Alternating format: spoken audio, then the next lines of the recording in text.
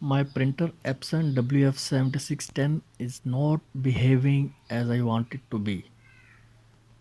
I am just sending it a one print from Word file and just a dot, just a single dot I want to print and it's not printing. The solution is very simple. First of all, we'll see while printing, I am just giving it command print, select the printer,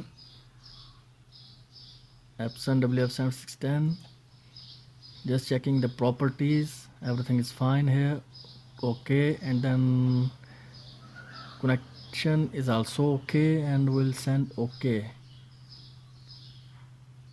But before that, just check the printer is on and it's working properly here, the connection is okay. And while sending the print, the printer shows me it's offline. Rather, the printer is on. It's a small trick, very small trick. Just check the printer from here and from printer queue, and then you see here user printer offline, it's checked. Just uncheck it. Just uncheck it and you will find that print is ready.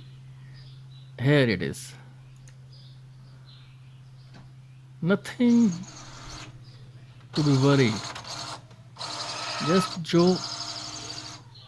Nothing to be worried. Just check the printer key or from control panel. Just check it, the printer properties, and then what's printing, and then you will find it's offline.